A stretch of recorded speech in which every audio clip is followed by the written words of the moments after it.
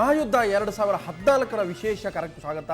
ಮಹಾಯುದ್ಧಕ್ಕೆ ಚುನಾವಣಾ ಆಯೋಗ date fix ಮಾಡಿದೆ. ರಣಕಾಳಿ ಊದಲಿಕ್ಕೆ ಎಲ್ಲ ರಾಜಕೀಯ ಪಕ್ಷಗಳು ಕೂಡ ಸಿದ್ಧತೆಯನ್ನು ಮಾಡಿಕೊಂಡಿದ್ದಾವೆ. ಕರ್ನಾಟಕದ ಮಟ್ಟಿಗೆ ಕಾಂಗ್ರೆಸ್, ಬಿಜೆಪಿ, ಜಾತ್ಯತೀತ ಜನತಾದಳ ಮೂರೂ ಪಕ್ಷಗಳು ನೇರ ಹಣಾಹಣಿಗೆ ತಮ್ಮದೇ ಆದಂಥ ರಾಜಕೀಯ ರಣತಂತ್ರಗಳನ್ನು, ಚುನಾವಣಾ ರಣನೀತಿಗಳನ್ನು ರೂಪಿಸ್ತಾ ಇದ್ದಾವೆ. ಈಗಲಿಂದಲೇ ಚುನಾವಣಾ ಮಹಾಯುದ್ಧಕ್ಕೆ ಮೂರೂ ಪಕ್ಷಗಳ ಜೊತೆಗೆ ಅನೇಕ ಪಕ್ಷಗಳು ಕೂಡ ಸೇರಿಕೊಂಡಿದ್ದಾವೆ. ಇವತ್ತು ಮಹಾಯುದ್ಧ 2014 ವಿಶೇಷ ಅತಿಥಿಯಾಗಿ ಮಾಜಿ ಮುಖ್ಯಮಂತ್ರಿ ಜೆಡಿಎಸ್ ಶಾಸಕಾಂಗ ನಾಯಕರಾದ ಎಚ್ ಡಿ ಕುಮಾರಸ್ವಾಮಿ ನಮ್ಮ ಜೊತೆಗಿದ್ದಾರೆ. ಕುಮಾರಸ್ವಾಮಿ ಅವರೇ, ಕಾರ್ಯಕ್ರಮ ಸ್ವಾಗತ. ಹಾಗೆಯೇ ಇವತ್ತಿನ ವಿಶೇಷ ಚರ್ಚೆಯಲ್ಲಿ ನಮ್ಮ ಜೊತೆಗೆ ಹಿರಿಯ ಪತ್ರಕರ್ತರು, ವಿಶ್ಲೇಷಕರಂತ ಶಶಿ ಭಟ್ರು ನಮ್ಮ ಜೊತೆಗಿದ್ದಾರೆ. ಶಶಿ ಭಟ್ರು, ನಿಮಗೂ ಕೂಡ ಕಾರ್ಯಕ್ರಮ ಸ್ವಾಗತ. ಹಾಗೆಯೇ ಸುವರ್ಣ ಸುದ್ದಿವಾಹಿನಿಯ ಪ್ರಧಾನ ಸಂಪಾದಕ ಅನಂತ್ ಚಿನಿವಾರ್ ನಮ್ಮ ಜೊತೆಗಿದ್ದಾರೆ. ಚಿನಿವಾರ್, ನಿಮಗೂ ಕೂಡ ಕಾರ್ಯಕ್ರಮ ಸ್ವಾಗತ. ಸೊ ಮೊದಲಿಗೆ ಕುಮಾರಸ್ವಾಮಿ ಅವರು ಬಹಳ ಕೂಲ್ ಆಗಿದ್ದೀರಿ. JDS ರಣತಂತ್ರಗಳನ್ನು ಯಾವ ರೀತಿ ರೂಪಿಸ್ತಾ ಇದೀನೋ ಅಂತ ಜನಕ್ಕೆ ಇನ್ನೂ ಕೂಡ ಕುತೂಹಲ ಇದೆ. ನೀವು ಕಾಂಗ್ರೆಸ್ಸು BJP ಪಕ್ಷದ ಕಡೆ ನೋಡ್ತಾ ಇದ್ದೇವೆ ಅಂತಕ್ಕಂಥದ್ದು ಏನು ಹೇಳಿದ್ದೀರಿ. ನಾವು ಕರ್ನಾಟಕ ರಾಜ್ಯದ ಜನತೆ ಕಡೆ ನೋಡ್ತಾ ಇದ್ದೇವೆ. ನಮ್ಮ ಪಕ್ಷದ ಬಗ್ಗೆ ಹಲವಾರು ರೀತಿಯ ನಮ್ಮ ಮುಂದಿನ ಈ ಒಂದು ಲೋಕಸಭಾ ಚುನಾವಣೆಯಲ್ಲಿ ಈಗಾಗಲೇ ನಾವು ದೊಡ್ಡ ಮಟ್ಟದ ಸದ್ದನ್ನು ಮಾಡದೇ ಇದ್ದರು. ಇವತ್ತು ಪಕ್ಷ ಕನಿಷ್ಠ ಒಂದು 14-15 ಸ್ಥಾನಗಳನ್ನು ಗೆಲ್ತಕ್ಕಂಥದ್ದಕ್ಕೆ ಯಾವೊಂದು ಸಿದ್ಧತೆಗಳನ್ನು ಮಾಡ್ಕೋಬೇಕು, ಆ ಸಿದ್ಧತೆಗಳನ್ನು ಮಾಡ್ತಕ್ಕಂಥದ್ರಲ್ಲಿ ಯಶಸ್ವಿಯಾಗಿ ಆ ಒಂದು ಕೆಲಸ ನಿರ್ವಹಿಸ್ತಾ ಇದ್ದೇವೆ. ಈ ಬಾರಿ ದೆಹಲಿಗೆ ಹೆಚ್ಚಿನ ಸಂಖ್ಯೆಯ ಲೋಕಸಭಾ ಸದಸ್ಯರು ಹೋಗ್ತಾರೆ ಅಂತಕ್ಕಂಥದ್ದು ನನ್ನ ಅಭಿಪ್ರಾಯ. 2009 ಕೂಡ ಇದೇ ವಿಶ್ವಾಸವನ್ನು ತಾವು ಮತ್ತು ನಿಮ್ಮ ರಾಷ್ಟ್ರೀಯ ಅಧ್ಯಕ್ಷರಾದ ದೇವೇಗೌಡರು ಕೂಡ ಹೊಂದಿದ್ರಿ. 3 ಸ್ಥಾನಗಳನ್ನು ಗೆದ್ರಿ. 14ರಿಂದ 15 ಸೀಟನ್ನು ಗೆಲ್ಲುತ್ತೆ JDS. ಅಷ್ಟೇ ಅಲ್ಲ, ಕಾಂಗ್ರೆಸ್ಸನ್ನು 5 ಸೀಟಿಗೆ ತರ್ತೀವಿ, BJPನೂ ಕೂಡ ಅಷ್ಟೇ ಸೀಟಿಗೆ ತರ್ತೀವಿ. ತೃತೀಯ ರಂಗದ ರಾಜಕೀಯ ಶಕ್ತಿಯಲ್ಲಿ ಪ್ರಧಾನಿ ಆಗಲಿಕ್ಕೆ ಈಗಲೂ ಕೂಡ ದೇವೇಗೌಡ ಅರ್ಹರು ಅನ್ನುವಂಥ ಮಾತನ್ನು ಹೇಳಿದ್ರಿ. ಈಗ ಈ ವಿಷಯದಲ್ಲಿ ಕಳೆದ 2008 ಚುನಾವಣೆ ಬಗ್ಗೆ ತಾವೇನು ಹೇಳಿದ್ದೀರಿ, ಅವತ್ತಿನ ಪರಿಸ್ಥಿತಿಗಳೇ ಬೇರೆ ಇತ್ತು. ಇವತ್ತು ಈಗಾಗಲೇ BJP ಕಳೆದ 5 ವರ್ಷ ಈ ರಾಜ್ಯದಲ್ಲಿ ಆಡಳಿತ ನಡೆಸಿದ್ದಾರೆ. BJPಯ ನಡವಳಿಕೆಗಳನ್ನು ಜನತೆ ಗಮನಿಸಿದ್ದಾರೆ. ಈಗ ಕಾಂಗ್ರೆಸ್ಸು ಸುಮಾರು 9 ತಿಂಗಳು ಆಡಳಿತ ನಡೆಸಿದ್ದಾರೆ. ಅವರು ಯಾವ ರೀತಿ ಕೆಲಸ ನಿರ್ವಹಿಸ್ತಾ ಇದ್ದಾರೆ ಅಂತಕ್ಕಂಥದ್ದು ಜನ ಇವತ್ತು ಮನವರಿಕೆ ಆಗಿದೆ. ಇವತ್ತು ಒಂದು ನಾನು ಹೇಳ್ತಕ್ಕಂಥದ್ದು, ಈಗ ತಮ್ಮಲ್ಲೇ ಬಹುಶಃ C4ನ ಸಮೀಕ್ಷೆಯನ್ನು ಸಂಪೂರ್ಣವಾಗಿ ಜನತೆ ಮುಂದೆ ಇಟ್ಟಿದ್ದೀರಿ. ನಮ್ಮ ಪಕ್ಷಕ್ಕೆ 2 ಸ್ಥಾನ ಕೊಟ್ಟಿದ್ದೀರಿ. ಅದರಲ್ಲಿ ಈಗ ನೀವೇ ಆ ಸಮೀಕ್ಷೆಯಲ್ಲಿ ಕೊಟ್ಟಿರ್ತಕ್ಕಂಥದ್ದು, ಈಗ ಉದಾಹರಣೆಗೆ ಕೋಲಾರದಲ್ಲಿ 2% ಡಿಫ್ರೆನ್ಸ್ ಇರ್ತಕ್ಕಂಥದ್ದು, ಚಿಕ್ಕಬಳ್ಳಾಪುರದಲ್ಲಿ 1% ಡಿಫ್ರೆನ್ಸ್ ಇರ್ತಕ್ಕಂಥದ್ದು, ತುಮಕೂರಿನಲ್ಲಿ ನಾವು ಫಸ್ಟ್ ಪ್ಲೇಸಲ್ಲಿ ಇದ್ದೀವಿ ಅಂತಕ್ಕಂಥದ್ದು, ಮತ್ತು ಬೆಂಗಳೂರು ಗ್ರಾಮಾಂತರ 3% ಡಿಫ್ರೆನ್ಸು, ಮಂಡ್ಯದಲ್ಲಿ 3% ಡಿಫ್ರೆನ್ಸು, ಶಿವಮೊಗ್ಗ ಇರ್ಬೋದು, ಮೈಸೂರು, ಚಾಮರಾಜನಗರ ಇದು 25% ಮೇಲೆ ಕೊಟ್ಟಿದ್ದೀರಿ. ಅಂದರೆ ಮಹಾಯುದ್ಧಕ್ಕೆ ನಿಮಗೆ ಒಂದಷ್ಟು ಅದು ನಮಗೆಲ್ಲ ಒಂದು ಕಡೆ ಸ್ಫೂರ್ತಿನೂ ಇದೆ. ಬಹುಶಃ ನೀವು ಕೊಟ್ಟಿರ್ತಕ್ಕಂಥ ಆ ಒಂದು ಸಮೀಕ್ಷೆಗಳೇನಿದೆ ಅದರ ಪ್ರಕಾರವೇ ಹೋದರೂ ನಾವಿವತ್ತು ರೇಸ್ನಲ್ಲಿದ್ದೇವೆ ಅಂತಕ್ಕಂಥದ್ದು ಆ ಒಂದು ಸಮೀಕ್ಷೆಯಲ್ಲೂ ನಾವು ಕಾಣ್ಬೋದು. ಸುಮಾರು 12-13 ಸ್ಥಾನದಲ್ಲಿ 20-25%ಗಿಂತ ಹೆಚ್ಚಿನ ಒಂದು ಜನತೆಯ ಒಂದು ಪರವಾದಂಥ ಒಂದು ತೀರ್ಮಾನ ನೀವೇನು ಕೊಟ್ಟಿದ್ದೀರಿ. ಬಹುಶಃ ಆ ಕ್ಷೇತ್ರಗಳು ನಾವೀಗಾಗಲೇ ಗುರುತಿಸ್ತಕ್ಕಂಥ ಕ್ಷೇತ್ರಗಳೇ. ಸುಮಾರು 14-15 ಕ್ಷೇತ್ರಗಳು ಅಂತಕ್ಕಂಥದ್ದು ಏನು ಹೇಳಿದ್ದೇನೆ. ಆ 14-15 ಕ್ಷೇತ್ರದಲ್ಲಿ ಭಾಳ ಗಂಭೀರವಾಗಿ ತೆಗೆದುಕೊಂಡಿದ್ದೇವೆ. ಕನಿಷ್ಠ 12-13 ಸ್ಥಾನಗಳನ್ನು ಗೆಲ್ಲೇಬೇಕು ಅಂತಕ್ಕಂಥದ್ದು ನಮ್ಮ ಒಂದು ಗುರಿ ಇಟ್ಟಿದ್ದೇವೆ. ಬಹುಶಃ ಗುರಿ ಬಾರಿ ಈಡೇರ್ತದೆ ಅಂತಕ್ಕಂಥದ್ದು ನನ್ನ ಅಭಿಪ್ರಾಯ. ಸೊ ನಿಮ್ಮ ಲೆಕ್ಕಾಚಾರ ಅಥವಾ ನಿಮ್ಮ ಗುರಿಯನ್ನು ನೋಡ್ತಾ ಇದ್ದರೆ ಕಾಂಗ್ರೆಸ್, BJP, JDS ಸಮವಾದಂಥ ಸ್ಥಾನಗಳನ್ನು ಗೆಲ್ತೀರಿ ಅನ್ನುವಂಥ ಒಂದು ಸಂದೇಶ ಹೋಗುತ್ತೆ. ಬಹುಶಃ ಈ ಬಾರಿ ಆ ಒಂದು ವಾತಾವರಣ ನಿರ್ಮಾಣ ಆಗ್ತದೆ. ಕಾಂಗ್ರೆಸ್ಸು 20 ಸೀಟ್ ಗೆಲ್ತೀವಿ ಅಂತಾರೆ, BJPಯವರು 20 ಸೀಟ್ ಗೆಲ್ತೀವಿ ಅಂತಾರೆ. ಆದರೆ ಆ ಎರಡೂ ಪಕ್ಷಗಳಿಗೆ ಜನತೆ ಆ ನಿರೀಕ್ಷೆಯನ್ನು ಇಟ್ಟಿದ್ದಾರೆ. ಆ ನಿರೀಕ್ಷೆಗಳನ್ನು ಈ ಬಾರಿ ಹುಸಿಗೊಳಿಸ್ತಾರೆ. ಒಂದು ಇಡೀ ಚುನಾವಣೆಯನ್ನು 2 ವ್ಯಕ್ತಿಗಳ ನಡುವಿನ ಚುನಾವಣೆಯನ್ನಾಗಿ ಪರಿವರ್ತಿಸೋದಕ್ಕೆ 2 ಸೋಕಾಲ್ಡ್ ರಾಷ್ಟ್ರೀಯ ಪಕ್ಷಗಳು ಯತ್ನ ನಡೆಸ್ತಾ ಇವೆ. ಸೊ ಅದರಲ್ಲಿ ತಮಗೆ ಭಾಳ ಸ್ಪಷ್ಟವಾಗುತ್ತೆ, ಭಾರತೀಯ ಜನತಾ ಪಕ್ಷ ಭಾಳ ಮುಖ್ಯವಾಗಿ ಅದು 2 ವ್ಯಕ್ತಿಗಳ ನಡುವಿನ ಚುನಾವಣೆ ಅನ್ನುವಾಗೆ ಬಿಂಬಿಸ್ತಾ ಇದೆ. ಈ ನಡುವೆ ತೃತೀಯ ರಂಗದ ಅನಿವಾರ್ಯತೆ ಮತ್ತು ಅಗತ್ಯದ ಬಗ್ಗೆ ಜನರಿಗೆ ಪ್ರತಿಬಿಂಬಿಸುವುದಕ್ಕೆ ಇದುವರೆಗೆ ನನಗೆ ತಮ್ಮ ಕಾರ್ಯತಂತ್ರ ಏನು ಅಂತ ಅರ್ಥ ಆಗ್ತಾ ಇಲ್ಲ. ಬೆಳವಣಿಗೆ ಪ್ರಾರಂಭ ಆಗಿರತಕ್ಕಂಥದ್ದೇ 15-20 ದಿವಸಗಳ ಇತ್ತೀಚೆಗೆ. ಬಹುಶಃ ಇವತ್ತು ಚುನಾವಣೆಯ ದಿನಾಂಕ ನಿಗದಿಯಾಗಿದೆ. ಬಹುಶಃ ತೃತೀಯ ರಂಗದ ನಾಯಕರುಗಳು ಈಗೇನೋ 2 ಮೀಟಿಂಗ್ಗಳನ್ನು ಮಾಡ್ಕೊಂಡಿದ್ದಾರೆ. ಈಗಾಗಲೇ ಚುನಾವಣೆಗೆ ಸಂಬಂಧಪಟ್ಟಂಥ ಕೆಲವು ಗೈಡ್ಲೈನ್ಸ್ ಯಾವ ರೀತಿ ಹಾಕೋಬೇಕು ಅಂತಕ್ಕಂಥದ್ದು ಈಗಾಗಲೇ ಕಳೆದ ವಾರ ಸಭೆಯಲ್ಲೇನು ತೀರ್ಮಾನಗಳನ್ನು ಮಾಡ್ಕೊಂಡಿದ್ದಾರೆ.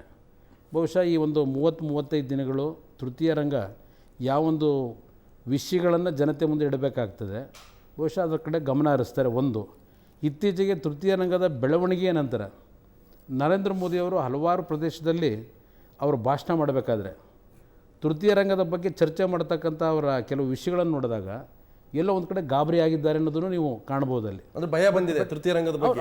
ಅವರ ಪ್ರತಿಕ್ರಿಯೆಗಳನ್ನ ಒಂದು ಸಾರ್ವಜನಿಕ ಭಾಷಣದಲ್ಲಿ ನೋಡಿದಾಗ ಅವ್ರಿಗೂ ಸ್ವಲ್ಪ ತೃತೀಯ ರಂಗದ ಬಗ್ಗೆ ಎಲ್ಲೋ ಒಂದು ಕಡೆ ಅವರ ಒಂದು ವೇಗ ಏನು ಹೊರಟಿದ್ದಾರೆ, ಅದು ದೊಡ್ಡ ಮಟ್ಟದ ಜಾಹೀರಾತುಗಳ ಮುಖಾಂತರ ಅವ್ರೇನು ಹೊರಟಿದ್ದಾರೆ, ಏನೋ ದೇಶ ಹಿಡಿದೇ ಬಿಟ್ಟಿದ್ದೇವೆ ಅಂತೇಳಿ ಎಲ್ಲೋ ಒಂದು ಕಡೆ ಅದಕ್ಕೆ ಬ್ರೇಕ್ ಆಗ್ತಕ್ಕಂಥದ್ದಕ್ಕೆ ತೃತೀಯ ರಂಗದ ಶಕ್ತಿಗಳು ಒಟ್ಟಾಗ್ತಾ ಇದ್ದಾರೆ ಅಂತಕ್ಕಂಥ ಒಂದು ಆತಂಕವೂ ಅವರಲ್ಲಿದೆ ಅನ್ನೋದನ್ನು ಅವರ ಹೇಳಿಕೆಗಳಲ್ಲೇ ನೀವು ಕಾಣಬಹುದು. ಅದೇ ಸಂದರ್ಭದಲ್ಲಿ ಒಂದು ನನ್ನ ಕೇಳಲಿಕ್ಕೆ ಇಷ್ಟಪಡೋದು, ಈಗ ಶಶಿಧರ್ ಭಟ್ ಅವರು ಹೇಳಿದಾಗ ಇಬ್ಬರು ವ್ಯಕ್ತಿಗಳ ನಡುವಿನ ಸಂಘರ್ಷ ಅನ್ನೋ ಥರ ಆಗಿದೆ, Rahul Gandhi versus Narendra Modi, to be direct. ನೀವು ರಾಜಕಾರಣವನ್ನು ತುಂಬ ಆಳವಾಗಿ ನೋಡಿರೋರು, ರಾಜ್ಯಾದ್ಯಂತ ಸಂಚಾರ ಮಾಡಿರೋರು, ನಾಡಿ ಮಿಡಿತ ನಿಮಗೆ ಗೊತ್ತು ಅಂತ ಅಂದ್ಕೊಂಡಿದ್ದೀನಿ. ಇವತ್ತು ಎಲೆಕ್ಷನಿಗೆ ಮುಂಚೆ ಜನಗಳ ಮಧ್ಯೆ ಏನು ಮೂಡಿದೆ ಅನ್ನೋದು ತಮಗೇನಾದ್ರು ಏನೋ ತಮ್ಮ ಗಮನಕ್ಕೆ, ಅವಗಾಹನೆಗೆ, ತಮ್ಮ ಅನುಭವಕ್ಕೆ ಬಂದಿದೆಯಾ? ಇದಿಟ್ ಜನನೂ ಕೂಡ ಇದು ರಾಹುಲ್ ಗಾಂಧಿ ವರ್ಸಸ್ ಮೋದಿ ಅಂತಲೇ ಮಾತಾಡ್ತಾ ಇದ್ದಾರೆ ಅಂತ ತಮಗೆ ಅನಿಸಿಲ್ವಾ? ಇದು ರಾಷ್ಟ್ರ ಮಟ್ಟದಲ್ಲಿ ಇದು ಒಂದು ಭಾಗ ಇರ್ಬೋದು, ಆದರೆ ಹಲವಾರು ರಾಜ್ಯಗಳಲ್ಲಿ ಪ್ರಾದೇಶಿಕ ಪಕ್ಷಗಳ ಶಕ್ತಿ ಏನಿದೆ, ಇವತ್ತು ಹಲವಾರು ರಾಜ್ಯಗಳಲ್ಲಿ, ಇವತ್ತು ಒರಿಸ್ಸಾ ಇರ್ಬೋದು, ನಮ್ಮ ತಮಿಳುನಾಡು ಇರ್ಬೋದು, ಇವತ್ತು ಆಂಧ್ರ ಪ್ರದೇಶದಲ್ಲಿರ್ತಕ್ಕಂಥ ಪರಿಸ್ಥಿತಿಗಳು, ಇವತ್ತು ಹಲವಾರು ರಾಜ್ಯಗಳಲ್ಲಿ ರಾಷ್ಟ್ರೀಯ ಪಕ್ಷಗಳಿಗೆ ಹೆಚ್ಚಿನ ಒಂದು ಸಂಖ್ಯೆಯನ್ನು ಗೆಲ್ತಕ್ಕಂಥದ್ದಕ್ಕೆ ಅವಕಾಶಗಳಿಲ್ಲ. ಆದರೆ ಉದಾಹರಣೆ ಕೊಡೋದಾದರೆ ಇದು ಇಂಡಿವಿಜುವಲ್ ಲೀಡರ್ಗಳ ಮಧ್ಯದ ಸಂಘರ್ಷ ಅಂತ ಒಂದು ಪ್ರಾಜೆಕ್ಟ್ ಆಗ್ತಾ ಇರೋ ಸಂದರ್ಭದಲ್ಲಿ ನೀವು ತೃತೀಯ ರಂಗದ ಬಗ್ಗೆ ಮಾತಾಡುವಾಗ ತೃತೀಯ ರಂಗದ ಲೀಡರ್ ಯಾರು ಅನ್ನೋ ಪ್ರಶ್ನೆ ಬರುತ್ತೆ. ಅಂದರೆ ನನಗೊಂದು ಪರ್ಯಾಯ ಬೇಕು, ಒಂದು ಆಲ್ಟರ್ನೇಟಿವ್ ಬೇಕು, ನಂಗೆ ರಾಹುಲ್ ಗಾಂಧಿನೂ ಬೇಡ, ಮೋದಿನೂ ಬೇಡ, ಅಂದರೆ ಹೂ ಈಸ್ ದಿ ಆಲ್ಟರ್ನೇಟಿವ್? ಆ ಥರದ ಒಂದು ಕ್ಲಿಯರ್ ಪಿಕ್ಚರ್ನ ತಾವು ಕೊಡ್ತಾನೆ ಇಲ್ಲ. ಪ್ರತ್ಯೇಕವಾಗಿ ನೋಡೋದಾದರೆ ಸೊ ತೃತೀಯ ಶಕ್ತಿಯ ರಾಜಕಾರಣಕ್ಕೆ ಹೊಸ ಭಾಷ್ಯವನ್ನು ಕರ್ನಾಟಕ ಬರೀತು. ತಮ್ಗೆ ಗೊತ್ತು, 80ರ ದಶಕದಲ್ಲಿ ಯಾವತ್ತೂ ಕೂಡ ಕಾಂಗ್ರೆಸ್ ಬಿಜೆಪಿ ಜನತಾ ಸರ್ಕಾರ, ತಾವು ಮುಖ್ಯಮಂತ್ರಿ, ತಮ್ಮ ಆಡಳಿತವನ್ನು ಯಾರೂ ಪ್ರಶ್ನೆ ಮಾಡಿಲ್ಲ. ಆದರೆ ಆ ತೃತೀಯ ರಂಗ ಮತ್ತು ಜನತಾ ಪರಿವಾರದ ಲೀಗಸಿ ಏನಿದೆ ಅದನ್ನ ಮುಂದುವರಿಸುವ ಯತ್ನ ತಮ್ಮಿಂದಾಗಿಲ್ಲ. ಒಂದು. ಎರಡನೇದಾಗಿ ಜನತಾ ಪರಿವಾರವನ್ನು ಒಗ್ಗೂಡಿಸಿದ್ರೆ ನೀವು ಅತ್ಯುತ್ತಮವಾದ ಆಡಳಿತವನ್ನು ಕೊಡಬಹುದಿತ್ತು ಅನ್ನುವ ನಂಬುವ ಜನ, ಮತ್ತು ಒಂದೆಡೆ ಕಾಂಗ್ರೆಸ್ ಮತ್ತು ಬಿಜೆಪಿ ಎರಡನ್ನೂ ವಿರೋಧಿಸುವ ಜನ. ಕರ್ನಾಟಕದ ಮಟ್ಟಿಗೆ ಪರ್ಯಾಯ ರಾಜಕಾರಣದ ಸ್ಪೇಸ್ ಅನ್ನ ನೀವು ಕಳ್ಕೊಂಡಿರಿ ಅನ್ನುವಂಥ ಭಾವನೆ ಇಲ್ವಾ ನಿಮಗೆ? ಇಲ್ಲ, ಇದು ಒಂದು ಮುಗಿದೋಗಿರ್ತಕ್ಕಂಥ ಒಂದು ರಾಜಕೀಯದ ಅಧ್ಯಾಯ ಆಗಿರೋದು. ಹೌದು ಹೌದು. ಒಂದು, ನಾನು ಬಿ ಜೆ ಪಿ ಜೊತೆ ಸರ್ಕಾರ ಮಾಡಿದಾಗ ಆ ಸರ್ಕಾರವನ್ನು ನಡೆಸಬೇಕಾದ್ರೆ ನನಗೆ ಯಾವೊಂದು ಗುಡ್ ವಿಲ್ ಕ್ರಿಯೇಟ್ ಆಯಿತು, ಅದು ಅಧಿಕಾರ ಹಸ್ತಾಂತರದ ಹಿನ್ನೆಲೆಯಲ್ಲಿ ಹಿನ್ನಡೆ ಆಗಿರ್ತಕ್ಕಂಥದ್ದು ನಿಜ. ಆದರೆ ಇವತ್ತು ರಾಜ್ಯದ ರಾಜಕಾರಣದಲ್ಲಿ JDS ಪಕ್ಷ ಪ್ರಸ್ತುತವಾಗಿದೆ ಅಂತಕ್ಕಂಥದ್ದನ್ನು ಜನತೆ ನಿರೂಪಿಸಿದ್ದಾರೆ. ಕಳೆದ ವಿಧಾನಸಭಾ ಚುನಾವಣೆಯಲ್ಲೇ ಬಹುಶಃ ಪ್ರತಿಯೊಂದು ಸಮೀಕ್ಷೆಗಳು 18-20 ಸ್ಥಾನದಲ್ಲಿ ನಮ್ಮನ್ನಿಟ್ಟಿದ್ದರು. ಅವತ್ತು 40 ಸ್ಥಾನಗಳನ್ನು ಕೊಟ್ಟಿದ್ದಾರೆ. ಸುಮಾರು ಒಂದು 25-30 ಕ್ಷೇತ್ರದಲ್ಲಿ 300 ಓಟ್ನಿಂದ 2000 ಓಟ್ನಲ್ಲಿ ಸೋತಿದ್ದೇವೆ ನಾವು ಕಳೆದ ವಿಧಾನಸಭೆ ಚುನಾವಣೆಯಲ್ಲೂ. ಇವತ್ತು ನಾನು ಒಂದು ಮಾತು ಹೇಳಲಿಕ್ಕೆ ಬಯಸ್ತೇನೆ, ಯಾವೊಂದು ದೇಶದ ಜನತೆಗೆ ತೃತೀಯ ರಂಗ ಒಂದು ನಾಯಕತ್ವವನ್ನು ಕೊಡ್ತಕ್ಕಂಥ ಒಂದು ವಿಶ್ವಾಸವನ್ನು ಮೂಡಿಸ್ತಕ್ಕಂಥದ್ರಲ್ಲಿ ಯಾವ ಒಂದು ವಾತಾವರಣ ನಿರ್ಮಾಣ ಆಗಿಲ್ಲ ಅಂತಕ್ಕಂಥದ್ದು ತಾವೇನು ಹೇಳ್ತೀರಿ. ಆ ಒಂದು ವಾತಾವರಣವನ್ನು ನಿರ್ಮಾಣ ಮಾಡದೇ ಇದ್ದರು ಆಯಾ ರಾಜ್ಯಗಳಲ್ಲಿ ಆಯಾ ಒಂದು ಪ್ರಾದೇಶಿಕ ಪಕ್ಷಗಳ ನಾಯಕರುಗಳು, ಆ ಪಕ್ಷಗಳು ಇವತ್ತು ಸದೃಢವಾಗಿ ಕಾಂಗ್ರೆಸ್ಸು ಮತ್ತು BJPಗೆ ವಿರುದ್ಧವಾಗಿ ಹೆಚ್ಚಿನ ಸ್ಥಾನಗಳನ್ನು ಗಳಿಸ್ತಕ್ಕಂಥ ಶಕ್ತಿಯನ್ನು ಹೊಂದಿದ್ದಾರೆ. ಇವತ್ತು ಪ್ರಾದೇಶಿಕ ಪಕ್ಷಗಳು ಒಗ್ಗಟ್ಟಾಗಿ ಹೊರಟಿದ್ದಾರೆ. ತೃತೀಯ ರಂಗದ ಮುಂದಿನ ಪ್ರಧಾನಮಂತ್ರಿ ಅಭ್ಯರ್ಥಿ ಅಂತಕ್ಕಂಥದ್ದನ್ನು ಬಿಂಬಿಸಬೇಕಾಗಿರ್ತಕ್ಕಂಥದ್ದು ಇಲ್ಲಿ ಅನವಶ್ಯಕ ನನ್ನ ಅಭಿಪ್ರಾಯದಲ್ಲಿ. ಇಲ್ಲಿ ಯಾವುದೇ ಪ್ರಧಾನಿ ಅಭ್ಯರ್ಥಿ ಅಂತ ತೃತೀಯ ರಂಗ ಘೋಷಣೆ ಮಾಡೋದಿಲ್ಲ. ಈಗಾಗಲೇ ಹಲವಾರು ಚರ್ಚೆಗಳೇನು ಮಾಡ್ಕೊಂಡಿದ್ದಾರೆ. ಇವತ್ತು ಬಹುಶಃ ಯೆಚೂರಿ ಅವರಿರ್ಬೋದು, ಖರಾಟ್ ಅವರಿರ್ಬೋದು, ಹಲವಾರು ನಾಯಕರುಗಳು ಹೇಳಿದ್ದಾರೆ, ಮುಂದಿನ ಪ್ರಧಾನಮಂತ್ರಿ ಅಭ್ಯರ್ಥಿಯ ವಿಷಯದಲ್ಲಿ ಇವತ್ತು ನಾವು ಚರ್ಚೆ ಅನವಶ್ಯಕ, ನಾವು ಮುಂದೆ ಅದರ ಬಗ್ಗೆ ಚುನಾವಣೆಯ ನಂತರ ತೀರ್ಮಾನ ಮಾಡ್ತೀವಿ ಅಂತ ಹೇಳಿದ್ದಾರೆ. ಹುಗಾರ್ ಅವರು ಕೇಳಿದ ಪ್ರಶ್ನೆಯನ್ನು ರೀಫ್ರೇಸ್ ಮಾಡಿ ಕೇಳೋದಾದರೆ, ರಾಜ್ಯದ ಮಟ್ಟಿಗೆ ದೇವೇಗೌಡರು ಮುಂದೆ ನಿಂತ್ಕೊಂಡು ನಾನು ಐ ಆಮ್ ದ ಲೀಡರ್, ನಾನು ಪ್ರೈಮ್ ಮಿನಿಸ್ಟರ್ ಆದರೂ ಆಗಬಹುದು ಅಂತ ಅಂದ್ಕೊಂಡು ಎಲೆಕ್ಷನ್ಗೆ ಹೋದರೆ ಅನುಕೂಲ ಆಗಲ್ವಾ JDSಗೆ, ತೃತೀಯ ರಂಗಕ್ಕೆ ಮತ್ತು JDSಗೆ? ಆ ಥರದ ಒಂದು ಲೀಡರ್ಶಿಪ್ನ ತಗೋಬಾರ್ದ? 96ನೇ ಇಸ್ವಿನಲ್ಲಿ ದೇವೇಗೌಡರು ನಾನು ಪ್ರಧಾನಮಂತ್ರಿ ಆಗ್ತೀನಿ ಅಂತಕ್ಕಂಥ ಅವತ್ತಿನ ಸಂದೇಶ ಸನ್ನಿವೇಶ ಬೇರೆ, ರಾಜ್ಯದಲ್ಲಿ ಇವತ್ತಿನ ಸನ್ನಿವೇಶ ಬೇರೆ. ಅವತ್ತು 96ನೇ ಇಸ್ವಿನಲ್ಲಿ ನಾನು ಈ ದೇಶದ ಪ್ರಧಾನಮಂತ್ರಿ ಆಗ್ತೀನಿ ಅಂತೇಳಿ ಸಂದೇಶ ಕೊಟ್ಟು ಜನತೆಯ ಅವತ್ತು ಮೊದಲನೇ ಹಾಗಿರ್ಲಿಲ್ಲ. ಬಾರಿಗೆ 16 ಸೀಟ್ ಗೆಲ್ಲಿಲ್ಲ. ಮೊದಲನೇ ಬಾರಿಗೆ ಜನತಾದಳ ಬಾರಿ ಅವತ್ತಿನ ಗೆದ್ದಿಲ್ಲ. situation ಅವತ್ತು ಹಾಗಿರ್ಲಿಲ್ಲ. ಅವತ್ತಿನ ಸನ್ನಿವೇಶ ಬೇರೆ. ಎಸ್, ಮುಖ್ಯಮಂತ್ರಿಯಾಗಿ ದೇವೇಗೌಡರ ಸಾಧನೆ ಇತ್ತಲ್ಲ, ಆ ವಿಷಯಕ್ಕೆ ಅದನ್ನ ಬರ್ತೀನಿ ಈಗ. ಇವತ್ತಿನವರೆಗೆ ಯಾರು ಡಿನೈ ಮಾಡಕ್ಕಾಗಲ್ಲ. ಅದರಲ್ಲಿ He was a very good chief minister. ಅದರಲ್ಲಿ ಅವರು ಮುಖ್ಯಮಂತ್ರಿಯಾಗಿ ಮಾಡಿರ್ತಕ್ಕಂಥ ಸಾಧನೆ ಅಷ್ಟೇ ಅಲ್ಲ, ಒಬ್ಬ ಕನ್ನಡಿಗ ಪ್ರಧಾನಮಂತ್ರಿಯಾಗಿ ಆ 10 ತಿಂಗಳ ಅವಧಿಯಲ್ಲಿ ಕೊಟ್ಟಿರ್ತಕ್ಕಂಥ ಅವ್ರ ಕಾರ್ಯಕ್ರಮಗಳೇನಿದೆ, ಬಹುಶಃ 10 ವರ್ಷದ ಇವತ್ತು UPA ಸರ್ಕಾರದಲ್ಲಿ ಆ ಅಚೀವ್ಮೆಂಟ್ ಅವ್ರು ಮಾಡಲಿಕ್ಕಾಗಿಲ್ಲ. ಇವತ್ತು ಪ್ರಚಾರ ದೊರಕಲಿಲ್ಲ ಅಷ್ಟೇ ದೇವೇಗೌಡರಿಗೆ. ಇವತ್ತು ಒಬ್ಬ ಕನ್ನಡಿಗ ಒಂದು ದೇಶವನ್ನು ಯಾವ ರೀತಿ ಆಳ್ಬೋದು ಅಂತಕ್ಕಂಥದ್ದನ್ನು ಯಶಸ್ವಿಯಾಗಿ ನಿರ್ವಹಿಸಿದ್ರು. ಇವತ್ತು ಯಾವ RTA ಬಗ್ಗೆ ಚರ್ಚೆ ಮಾಡ್ತಾರೆ ರಾಹುಲ್ ಗಾಂಧಿ ಅವರು. ಯಾವುದಾದ್ರು ಒಂದು ಸಭೆಗೆ ಹೋದರೆ 50 ಬಾರಿ 60 ಬಾರಿ RTA ಅಂತ ಹೇಳ್ತಾರೆ. ಆ RTIಗೆ ಫೌಂಡೇಶನ್ ಹಾಕಿದ್ದು ಆ 10 ತಿಂಗಳ ಆಡಳಿತದಲ್ಲೇ. ಇವತ್ತು ಮೆಟ್ರೋ ಪ್ರಾಜೆಕ್ಟು ಕಾಂಗ್ರೆಸ್ನ ಕೊಡುಗೆ ಅಂತಾರೆ. ದೇಶದಲ್ಲಿ 20 ವರ್ಷಗಳಿಂದ ಮೆಟ್ರೋ ಪ್ರಾಜೆಕ್ಟ್ನ ಒಂದು ಕಡತ ಕೋಲ್ಡ್ ಸ್ಟೋರೇಜಲ್ಲಿ ಇಟ್ಟಿದ್ದರು. ದೇವೇಗೌಡರು ಪ್ರಧಾನಮಂತ್ರಿಯಾಗಿ ಮೊದಲನೇ ಬಾರಿಗೆ ದೆಹಲಿಯಲ್ಲಿ ಮೆಟ್ರೋ ಪ್ರಾಜೆಕ್ಟ್ನ ತರ್ತಕ್ಕಂಥ ದೇಶದಲ್ಲಿ ಇತಿಹಾಸದಲ್ಲಿ ಇಂಟ್ರೊಡ್ಯೂಸ್ ಮಾಡಿದ್ದು ದೇವೇಗೌಡರ ಕಾಲದಲ್ಲಿ. ಅದೆಲ್ಲವನ್ನು ಮಾಡಿದ ಒಳ್ಳೆ ಕೆಲಸಗಳನ್ನ ಎನ್ಕ್ಯಾಶ್ ಮಾಡ್ಕೊಳ್ಳಿಕ್ಕೆ ಸಾಧ್ಯ ಆಗದೇ ಇರುವಂತಹ ಪರಿಸ್ಥಿತಿಯನ್ನ ತಮಗೆ ತಾವೇ ತಂದ್ಕೊಂಡಿದ್ದು ಅಂತ ಇಲ್ಲ, ಅವಾಗಲೇ ಅವತ್ತು- ಶಶಿಧರ್ ಭಟ್ ಅವರು ಹೇಳಿದಾಗೆ Yes, ಜನತಾ ಸಾರಿ. ಪರಿವಾರವನ್ನ ಅದು ನೀವು ಪರ್ಯಾಯ ಒಟ್ಟಾಗಿ ಇಟ್ಕೊಳ್ಳಿ. ರಾಜಕಾರಣ ಕಾರಣ ಏನು space ಅನ್ನ ಅಂದ್ರೆ, ಕಳ್ಕೊಂಡ್ರು ಅನ್ನೋ ಅದಕ್ಕೆ ಅದಕ್ಕೆ ಒಪ್ತೀನಿ. ಅದಕ್ಕೆ ಕಾರಣ ಏನು ಅಂದರೆ, ಅವತ್ತು ಆ 10 ತಿಂಗಳ ಅವಧಿಯಲ್ಲಿ ಅವರು ಕೊಟ್ಟಂಥ ಕೊಡುಗೆ ಏನಿದೆ, ಆ ಕೊಡುಗೆಯನ್ನು ಪ್ರಚಾರ ಮಾಡ್ತಕ್ಕಂಥದ್ರಲ್ಲಿ ಅವತ್ತು ಜನತಾ ಪರಿವಾರದಲ್ಲಿದ್ದಂಥ ನಾಯಕರುಗಳು ಅದನ್ನು ಉಪಯೋಗ ಮಾಡ್ಕೊಳ್ಳಿಲ್ಲ. ಇಲ್ಲಿ ರಾಜ್ಯದಲ್ಲಿ ಹಲವಾರು ರೀತಿ ಬೆಳವಣಿಗೆಗಳು ನಡೀತು ಅವತ್ತಿನ ಕಾಲದಲ್ಲೂ. ಇವತ್ತು ಸಿದ್ದರಾಮಯ್ಯನವರು ಹೇಳ್ತಾರೆ, ಜಯಂತ್ ಪಟೇಲ್ ಅವ್ರಿಗೆ ತೊಂದರೆ ಕೊಟ್ಟರು ದೇವೇಗೌಡರು, ರಾಮಕೃಷ್ಣ ಹೆಗಡೆ ಅವ್ರಿಗೆ ತೊಂದರೆ ಕೊಟ್ಟರು, ಅವ್ರನ್ನ ಮುಗಿಸಿದ್ರು, ಇವ್ರನ್ನ ಮುಗಿಸಿದ್ರು ಅಂತ ಹೇಳ್ತಾರೆ. ಬೈರೇಗೌಡರಿಗೆ ಅಧಿಕಾರ ಬಿಡಲಿಲ್ಲ. ಅಲ್ಲಿ ಬೈರೇಗೌಡರಿಗೆ ಅಧಿಕಾರ ಕೊಡಲಿಲ್ಲ. ಈಗ ಯಾವ ಸಿದ್ದರಾಮಯ್ಯವ್ರು ಹೇಳ್ತಾರೆ, ಬೈರೇಗೌಡರು ಸೀನಿಯರ್ ಲೀಡರ್ ಇದ್ದಾರೆ ಅಂತಕ್ಕಂಥದ್ದು ಅವರಿಗೆ ಅವತ್ತು ಮನವರಿಕೆ ಇದ್ದಿದ್ರೆ ಡೆಪ್ಟಿ ಸಿ ಎಮ್ ನಾನು ಆಗಬೇಕು ಅಂತೇಳಿ ಅವರು ಒತ್ತಾಯ ಹಾಕಬೇಕಾಗಿರಲಿಲ್ಲ ದೇವೇಗೌಡರಿಗೆ. ಅವರೇ ತ್ಯಾಗ ಮಾಡಬೇಕಾಗಿತ್ತು ಅವತ್ತು ಸಿದ್ದರಾಮಯ್ಯವ್ರಿಗೋಸ್ಕರಲೇ ಈ ಎಲ್ಲ ಒಂದು ದೇವೇಗೌಡರ ಮೇಲೆ ಅಪಾದನೆ ಏನು ಬಂದಂಥದ್ದೇನಿದೆ. ಇವತ್ತು ಸಿದ್ದರಾಮಯ್ಯವರು ದೇವೇಗೌಡರ ಮೇಲೆ ಅದೇ ವಿಷಯಗಳನ್ನೇ ಇಟ್ಟು ಆ ಕಾಲದಲ್ಲಿ ಎಲ್ರಿಗೂ ತೊಂದರೆ ಕೊಟ್ಟರು ಅಂತ ಹೇಳ್ತಾ ಇದ್ದಾರೆ. ಅವೆಲ್ಲ ವಾಸ್ತವಾಂಶಗಳಲ್ಲ. ನೀವೇನು ಪ್ರಧಾನಮಂತ್ರಿ ಅಭ್ಯರ್ಥಿಯ ಹೆಸರನ್ನ ಯಾಕೆ ಪ್ರಕಟ ಮಾಡಿಲ್ಲ ಅಂದರೆ, ಸೊ ಅದು ಈಗಲೇ ನಿಮ್ಮ ತೃತೀಯ ರಂಗ ಛಿದ್ರಗೊಂಡು ಬಿಡುತ್ತೆ. ಯಾಕಂದ್ರೆ ಅಲ್ಲಿರುವ ಬಹುತೇಕ ನಾಯಕರು ಪ್ರಧಾನಿ ಆಗುವ ಆಕಾಂಕ್ಷೆಯನ್ನ ಇಟ್ಬಿಟ್ರೆ, ಒಂದೇ ನಿಮಿಷ ಆ ವಿಷಯ ಇದು ಒಂದೇ ಮುಗಿಸ್ಬಿಟ್ಟೆ ಒಂದ್ಸಲ. ಅದಕ್ಕೆ ಯಾವುದೇ ಪ್ರಿನ್ಸಿಪಲ್ ಇಲ್ದೇನೆ ಮೋದಿ ಹತ್ರನೂ ಹೋಗ್ಬೋದು, ರಾಹುಲ್ ಗಾಂಧಿ ಹತ್ರನೂ ಹೋಗ್ಬೋದು. ಇದನ್ನು ತಡೆಗಟ್ಟೋದಕ್ಕಾಗಿ ತಾವು ಅನೌನ್ಸ್ ಮಾಡಿಲ್ಲ. ಚುನಾವಣೆ ನಂತರ ಕೂಡ you will be the king maker, ನನಗೆ ಗೊತ್ತಿದೆ, third front will be the king maker. But ತಾವು ಅಧಿಕಾರ ಲಾಲಸೆಯಿಂದ ಛಿದ್ರಗೊಂಡು ನಾಶ ಆಗ್ತೀರಿ ಅನ್ನುವ ಅನುಮಾನ ಅಂತೂ ಜನತೆಗಿದೆ. ಈ ವಿಷಯಕ್ಕೆ ಬರೋದಾದರೆ, ಈಗಾಗಲೇ ತಮಿಳುನಾಡಿನಲ್ಲಿ ಜಯಲಲಿತಾ ಅವರೇ ಮುಂದಿನ ಪ್ರಧಾನಮಂತ್ರಿ ಅಂತೇಳಿ ಅವರು ಬಿಂಬಿಸ್ಕೊಂಡು ಹೋಗಿದ್ದಾರೆ. ಅವ್ರು ಬಿಂಬಿಸ್ಕೊಂಡ್ರು ಅಂತೇಳಿ ಈ 11 ಪಕ್ಷಗಳು ಏನು ಸೇರ್ಕೊಂಡಿದ್ದಾರೆ, ಅವರಿಗೇನು ಚಿತ್ರ ಆಗಲಿಲ್ಲ. ನಾನು ಕೇಳಿದ್ದೆ ಜಯಲಲಿತಾ ಅವರು ಅಲ್ಲಿ ಮಾಡಿದಾಗೆ ದೇವೇಗೌಡರು ಇಲ್ಲಿ ಮಾಡಿದ್ರೆ JDS ಗೆ ಅನುಕೂಲ ಇವತ್ತು ಆಗೋದಿತ್ತು ಅಂತ. ನಿತೀಶ್ ಕುಮಾರ್ ಅವರು ಬಹುಶಃ ಅಲ್ಲ, ಅವರು ಹೇಳ್ಬೋದು ನಾನೇ ಮುಂದಿನ ಪ್ರಧಾನಮಂತ್ರಿ ಅಭ್ಯರ್ಥಿ ಅಂತ ಹೇಳಿ. ಮುಲಾಯಂ ಸಿಂಗ್ ಯಾದವ್ ಅವರು ಹೇಳ್ಬೋದು ನಾನೇ ಮುಂದಿನ ಪ್ರಧಾನಮಂತ್ರಿ ಅಭ್ಯರ್ಥಿ ಅಂತ ಹೇಳಿ. ದೇವೇಗೌಡರು ಯಾತಕ್ಕೆ ಕೇಳ್ತಾ ಇಲ್ಲ? ಈಗಾಗಲೇ ಅವರು ಈ ದೇಶದ ಚುಕ್ಕಾಣಿಯನ್ನು ಹಿಡಿದು ಆಡಳಿತವನ್ನು ನಡೆಸಿದ್ದಾರೆ, ಅದರ ಅನುಭವಗಳೂ ಇದೆ. ಆಸೆ ಇಲ್ಲ. ಇವತ್ತು ಆಸೆ ಇರಬಹುದು, ಪ್ರತಿಯೊಬ್ಬ ಮನುಷ್ಯನಿಗೂ ಆಸೆ ಇರುತ್ತೆ. ಆದರೆ ಅವರ ಇತಿಮಿತಿಗಳು ಏನು ಅಂತಕ್ಕಂಥದ್ದನ್ನ ಕುಮಾರಸ್ವಾಮಿ ಇವತ್ತು ಅವರಿಗೆ ಅರಿವಿದೆ. ಅದರಿಂದ ಇಲ್ಲಿ ಪ್ರಶ್ನೆ ಈ ಚುನಾವಣೆಯಲ್ಲಿ ಒಂದೇ ನಿಮಿಷ ಈಗ ಇಂಟರ್ಫಿಯರ್ ಆಗ್ತೀನಿ. ದೇವೇಗೌಡರು ಆಕಸ್ಮಿಕವಾಗಿ ತಾವು ಹೇಳ್ತಾ ಇದ್ದಾರೆ ಪ್ರಧಾನಿ ಆಗ್ತಾರೆ ಅಂತ 16 ಸೀಟ್ ಗೆಲ್ಲಿಲ್ಲ. ಆಕಸ್ಮಿಕವಾಗಿ ಅಂತ ಸನ್ನಿವೇಶ ಸೃಷ್ಟಿ ಆದರೆ ತಾವೊಬ್ಬ ರಾಜ್ಯಾಧ್ಯಕ್ಷರಾಗಿ ಕೆಲಸ ಮಾಡಿದಂಥವ್ರು, ರಾಜ್ಯದ ಮುಖ್ಯಮಂತ್ರಿ ಆಗಿದ್ದಂಥವ್ರು, ಅಂಥ ಅವಕಾಶ ಬಂದು ದೇವೇಗೌಡರು ಮಿಸ್ ಮಾಡ್ಕೋಬೇಡಿ ಅಂತ ಹೇಳ್ತೀರಾ? ಇಲ್ಲ, ಈಗ ಅಂಥ ಅವಕಾಶಗಳು ಬಂದಾಗ ಇವತ್ತು ಎಲ್ಲ ರಾಷ್ಟ್ರೀಯ ನಮ್ಮ ಪ್ರಾದೇಶಿಕ ಪಕ್ಷಗಳು ದೇವೇಗೌಡರು ಕೊಟ್ಟಂಥ ಹಿಂದಿನ 10 ತಿಂಗಳ ಆಡಳಿತವನ್ನು ಗಮನದಲ್ಲಿಟ್ಟು ಅಂತಿಮವಾಗಿ ಅವರು ನಿರ್ಣಯವನ್ನು ಮಾಡತಕ್ಕಂಥ ತೀರ್ಮಾನ ಮಾಡಿದಾಗ ನಾವೆಲ್ಲರೂ ಸಂಪೂರ್ಣವಾಗಿ ಆ ಒಂದು ಜವಾಬ್ದಾರಿ ನಿರ್ವಹಿಸಿ ಅಂತಕ್ಕಂಥದ್ದನ್ನು ಅವರ ಮೇಲೆ ಒತ್ತಾಯ. ದೇವೇಗೌಡ ಈ ಚುನಾವಣೆಯಲ್ಲಿ ನನಗೆ 16 ಸೀಟ್ ಗೆಲ್ಲಿಸ್ಕೊಡೆ, ನಾನು ನೋಡ್ತೇನೆ ದೇಶದ ರಾಜಕಾರಣವನ್ನ, ನನಗೆ ಕೊಡಿ 3 ಸೀಟ್ 4 ಸೀಟ್ ಕೊಟ್ಟರೆ ನಾನು ಏನು ಮಾಡೋಕ್ಕಾಗಲ್ಲ, ನನಗೆ ಭಾಷಣ ಮಾಡಕ್ಕೆ 5 ನಿಮಿಷ ಕೊಡಲ್ಲ ಸ್ವಾಮಿ ಅಲ್ಲಿ ಪಾರ್ಲಿಮೆಂಟ್ ಅಲ್ಲಿ, 10-15 ಸೀಟ್ ಕೊಡಿ ನಾನು ನೋಡ್ತೇನೆ ನಾನು ಏನಂತ ಹೇಳ್ತೀನಿ ಅಂತ ಹೇಳಿದ್ದಾರೆ. ಈ ವಿಷಯವೇ ನಮಗೆ ಪ್ರಮುಖವಾಗಿರ್ತಕ್ಕಂಥ ಅಂಶ ಈ ಚುನಾವಣೆಯಲ್ಲಿ ಕರ್ನಾಟಕದಲ್ಲಿ. ಈಗಾಗಲೇ ನಾನು ಹಲವಾರು ಸಭೆಗಳಲ್ಲಿ ಹೇಳಿದ್ದೇನೆ, ಒಬ್ಬ ಕನ್ನಡಿಗನಿಗೆ ಅವಕಾಶ ದೊರಕತಕ್ಕಂಥದ್ದಕ್ಕೆ ನೀವು 15-18 ಸ್ಥಾನಗಳನ್ನು ಕೊಡಿ ಅಂತಕ್ಕಂಥದ್ದೇನು ಹೇಳ್ತಾ ಇದ್ದೇನೆ ರಾಜ್ಯದ ಜನತೆಗೆ. ಈಗಾಗಲೇ 10 ತಿಂಗಳು ಆಡಳಿತವನ್ನು ಅವರು ನಡೆಸಿದಾಗ ಇವತ್ತು ಯಾವ ಭ್ರಷ್ಟಾಚಾರದ ಬಗ್ಗೆ ಚರ್ಚೆ ನಡೀತಾ ಇದೆ ದೇಶದಲ್ಲಿ, ಯಾವೊಂದು ಕಾನೂನು ಬಾಹಿರ ಚಟುವಟಿಕೆ ಬಗ್ಗೆ ಚರ್ಚೆ ನಡೀತಿದೆ, ಯಾವ ಭಯೋತ್ಪಾದನೆ ಚಟುವಟಿಕೆ ಬಗ್ಗೆ ಚರ್ಚೆ ಮಾಡ್ತಾ ಇದ್ದಾರೆ. ಆ 10 ತಿಂಗಳ ಅವಧಿಯಲ್ಲಿ ಯಾವುದೇ ಭಯೋತ್ಪಾದನೆ ಇರಲಿಲ್ಲ, ಯಾವುದೇ ಒಂದು ಭ್ರಷ್ಟಾಚಾರಕ್ಕೆ ಅವಕಾಶ ಕಲ್ಪಿಸಲಿಲ್ಲ, ಉತ್ತಮವಾದಂಥ ಆಡಳಿತೆಯನ್ನು ಕೊಟ್ಟಿದ್ದಾರೆ. ಆ 10 ತಿಂಗಳ ವಿಚಾರ, ಅದೇ ಕರ್ನಾಟಕ ಸಮಸ್ಯೆಗಳ ವಿಚಾರಕ್ಕೆ ಬರ್ತೀನಿ. 10 ತಿಂಗಳ ಆಡಳಿತದ ಬಗ್ಗೆ ಮಾತಾಡಿದ್ರಿ. ಕಾಮನ್ ಮ್ಯಾನ್ಸ್ ಅಂಡರ್ಸ್ಟ್ಯಾಂಡಿಂಗ್ ಏನಿದೆ ಅಂತಂದರೆ, ದೇವೇಗೌಡರು ಪ್ರಧಾನಿಯಾಗಿದ್ದಾಗ ತಾವು ಪ್ರಾದೇಶಿಕ ಪಕ್ಷಗಳ ಶಕ್ತಿಯ ಬಗ್ಗೆ ಮಾತಾಡ್ತಿದ್ರಿ.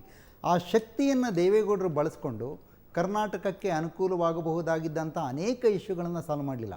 One of them was Kaveri. ಮಾಡಬಹುದಾಗಿತ್ತು, ಮಾಡಲಿಲ್ಲ. ಈಗ ಕೂಡ ಪ್ರಾದೇಶಿಕ ಪಕ್ಷವಾಗಿ ಜಾತ್ಯತೀತ ಜನತಾದಳ ಅಲ್ಲಿಗೆ ಹೋಗ್ಬಿಟ್ಟು ಮೈತ್ರಿ ಪಕ್ಷಗಳ ಒತ್ತಡಕ್ಕೆ ಮಣಿದಲೆ ಏನೋ ಕೆಲಸ ಮಾಡಿಬಿಡುತ್ತೆ ಅಂತ ನಂಬೋದು ಹೇಗೆ? ನೀವು AIDMK ಜೊತೆನೂ ಇರಬೇಕು, DMK ಜೊತೆ ಇರಬೇಕು, ಅಲ್ಲಿ ಯಾರೋ ಏನೋ ತೆಲುಗು ದೇಶಂ ಜೊತೆನೂ ಇರಬೇಕಾಗಬಹುದು. ಸೊ ಮೈತ್ರಿ ಪಕ್ಷಗಳ ಒತ್ತಡದ ಮಧ್ಯೆ ಪ್ರಾದೇಶಿಕ ಪಕ್ಷವಾಗಿ ನೀವು ರಾಜ್ಯಕ್ಕೆ ನ್ಯಾಯ ಸಲ್ಲಿಸ್ತೀರಿ ಅಂತ ನಂಬಿಕೆ ಇಟ್ಕೊಳ್ಳೋದು ಹೇಗೆ ಅನ್ನೋದು ಆ 10 ತಿಂಗಳ ಆಡಳಿತದಿಂದ ಬಂದಿರುವಂಥ ಅಭಿಪ್ರಾಯ. ಒಳ್ಳೆ ಪ್ರಶ್ನೆಯನ್ನು ನನ್ನ ಮುಂದೆ ಇಟ್ಟಿದ್ದೀರಿ. ಕಾವೇರಿ ವಿಷಯದಲ್ಲಿ ದೇವೇಗೌಡರು ನ್ಯಾಯವನ್ನು ಕೊಡಿಸ್ಲಿಲ್ಲ. ಈ ಮಾತು ಒಂದೇ ನಿಮಿಷ, ಸಾಲ್ವ್ ಮಾಡಲಿಕ್ಕೆ ಅವತ್ತು ಕಾವೇರಿ ನ್ಯಾಯಾಧೀಕರಣದ ಮುಂದೆ ಏನು 2-3 ರಾಜ್ಯಗಳ ಅಪೀಲಿತ್ತು, ನ್ಯಾಯಾಧೀಕರಣ ರಚನೆ ಆಗಿ ನ್ಯಾಯಾಧೀಕರಣದ ಮುಂದೆ ಆ ಅಧಿಕಾರ ಇದ್ದಂಥದ್ದು, ಕೇಂದ್ರ ಸರ್ಕಾರದ ಮುಂದೆ ಇರಲಿಲ್ಲ. ಯಾವಾಗ 89ನೇ 90ನೇ ಇಸ್ವಿನಲ್ಲಿ ನ್ಯಾಯಾಧೀಕರಣ ರಚನೆ ಆಯಿತು, ಮೈತ್ರಿ ಪಕ್ಷಗಳಿದ್ದಾಗ ನ್ಯಾಯಾಧೀಕರಣದಿಂದ ಆಚೆಯೂ ಕೂಡ ಬಗೆಹರಿಸಬಹುದಾಗಿತ್ತು. ಒಂದೇ ನಿಮಿಷ, ಅದರ ಬಗ್ಗೆನೇ ಹೇಳ್ತೇನೆ. ಯಾವ ಕಾವೇರಿ ನೀರನ್ನು ಬೆಂಗಳೂರು ನಗರದ ನಾಗರಿಕರಿಗೆ ಕೊಡ್ತಕ್ಕಂಥದ್ದಕ್ಕೆ 9 TMC ನೀರಿನ ಪ್ರಪೋಸಲ್ಲು, ರಾಷ್ಟ್ರದ ಸಂಪತ್ತು ಅದು, ಅದಕ್ಕೆ ಕೇಂದ್ರ ಸರ್ಕಾರ ಹಣ ಕೊಡಬೇಕು ಅಂತಕ್ಕಂಥ ಒಂದು ತೀರ್ಮಾನ ಮಾಡಿ AIBP ಪ್ರಾಜೆಕ್ಟ್ ತಂದರು. ಅವತ್ತು ಚಂದ್ರಬಾಬು ನಾಯ್ಡು ಹೇಳಿದ್ರು, ನೀವು ಕರ್ನಾಟಕದ ನೀರಾವರಿ ಯೋಜನೆಗಳನ್ನು ಸಂಪೂರ್ಣಗೊಳಿಸಲಿಕ್ಕೆ ಪ್ರಧಾನಮಂತ್ರಿಯಾಗಿ ನಮ್ಮ ರಾಜ್ಯವನ್ನು ಹಾಳು ಮಾಡಿ ಕರ್ನಾಟಕಕ್ಕೆ ಹೆಚ್ಚಿನ ಹಣ ತೆಗೆದುಕೊಂಡು ಹೋಗ್ಲಿಕ್ಕೆ ತೀರ್ಮಾನ ಮಾಡಿದ್ದೀರಾ ಅಂದರು. ಆಗ ಹೇಳಿದ್ರು ದೇವೇಗೌಡರು ಚಂದ್ರಬಾಬು ನಾಯ್ಡು ಅವರಿಗೆ, ಬರೀ ಕರ್ನಾಟಕಕ್ಕೆ ಅಷ್ಟೇ ಅಲ್ಲ, ಇಡೀ ದೇಶಕ್ಕೆ ತಂದಿರತಕ್ಕಂಥ ಕಾರ್ಯಕ್ರಮ, ಇಲ್ಲಿ ನನ್ನ ರಾಜ್ಯದ ಪ್ರಶ್ನೆ ಅಲ್ಲ. ಅವ್ರು ಹೇಳಿದ್ರು, ನಿಮ್ಮನ್ನು ಪ್ರಧಾನಮಂತ್ರಿ ಮಾಡಿದ್ದು ನಾವು ನೀರನ್ನು ಇವತ್ತು ಕರ್ನಾಟಕಕ್ಕೆ ಹೆಚ್ಚಿಗೆ ಕೊಡಲಿಕ್ಕೆ ಅಂತ ಹೇಳಿ, ನೀವು ನನ್ನ ಪ್ರಧಾನಮಂತ್ರಿ ಮಾಡಿ ಅಂತ ನಾನೇನು ಅರ್ಜಿ ಹಾಕಿರಲಿಲ್ಲ ಅಂತ ಹೇಳಿದ್ರು. ದೇವೇಗೌಡರು ಯಾವುದೇ ತಪ್ಪುಗಳನ್ನು ಮಾಡದೆ 10 ತಿಂಗಳು ಆಡಳಿತ ನಡೆಸಿದಾಗ ಇವರೆಲ್ಲರೂ ಸೇರಿ ಮತ್ತೆ ಅವ್ರನ್ನ ವಾಪಸ್ಸು ಬೆಂಗಳೂರು ಕಳಿಸ್ತಕ್ಕಂಥ ತೀರ್ಮಾನ ಮಾಡಿದ್ದು. ಎಲ್ಲದರ ಹಿನ್ನೆಲೆಯಲ್ಲೇ ವಾಪಸ್ ಪ್ರಶ್ನೆಗೆ ಇನ್ನೊಂದು ಭಾಗ ಇದೆ. ಈಗಲೂ ಕೂಡ ನೀವು ತೃತೀಯ ರಂಗ ಅಂತ ಮಾಡಿಕೊಂಡ್ರೆ ಬೇರೆ ಬೇರೆ ರಾಜ್ಯಗಳ ಪ್ರಾದೇಶಿಕ ಪಕ್ಷಗಳ ಜೊತೆ ಕೈ ಜೋಡಿಸಿ ಮಾಡ್ಕೋಬೇಕು. ಸೊ ನೀವು ಒಂದು ಪ್ರಾದೇಶಿಕ ಪಕ್ಷವಾಗಿದ್ದುಕೊಂಡು ಆ ಪ್ರಾದೇಶಿಕ ಪಕ್ಷಗಳಿಗೆ ಒಪ್ಪಿಗೆ ಆಗದೇ ಇರುವಂತಹ ಕರ್ನಾಟಕಕ್ಕೆ ಅನುಕೂಲ ಆಗುವಂಥ ನಿರ್ಧಾರಗಳನ್ನ ತಗೊಳ್ಳಿಕ್ಕೆ ಸಾಧ್ಯನಾ? ಇವತ್ತು ಅಂತಾರಾಜ್ಯ ಸಮಸ್ಯೆಗಳಿರ್ಬೋದು, ಇವತ್ತು ನದಿ ನೀರಿನ ಸಮಸ್ಯೆಗಳಿರ್ಬೋದು, ಈ 2 ರಾಷ್ಟ್ರೀಯ ಪಕ್ಷಗಳ ನಿಲುವು ಇಲ್ಲಿಯವರೆಗೆ ಏನಿದೆ? ಕುಮಾರಸ್ವಾಮಿ ಎಸ್ಪೆಷಲಿ ನಿಮ್ಮ ವಿಷಯವನ್ನೇ ನಾನು ತರ್ತೀನಿ, ನಾನು ಉತ್ತರ ಕೊಡ್ತೀನಿ. ಈ 2 ರಾಷ್ಟ್ರೀಯ ಪಕ್ಷಗಳು ಕರ್ನಾಟಕದ ಬಗ್ಗೆ ವಿಶೇಷವಾಗಿ ಯಾವ ಒಂದು ನದಿ ನೀರಿನ ಸಮಸ್ಯೆ ವಿಷಯದಲ್ಲಿ, ರೈಲ್ವೆ ಯೋಜನೆಗಳಿಗೆ ಎಷ್ಟರ ಮಟ್ಟಿಗೆ ಈ ರಾಜ್ಯವನ್ನು ಕಳೆದ 65 ವರ್ಷದಲ್ಲಿ ಗೌರವಿಸಿದ್ದಾರೆ, ನಮ್ಮ ರಾಜ್ಯದ ಒಂದು ರಕ್ಷಣೆಯನ್ನು ಮಾಡ್ತಕ್ಕಂಥದ್ದು 2 ರಾಷ್ಟ್ರೀಯ ಪಕ್ಷಗಳು. ಇದನ್ನು ನಾನು ಕೇಳಲಿಕ್ಕೆ ಬಯಸ್ತೀನಿ.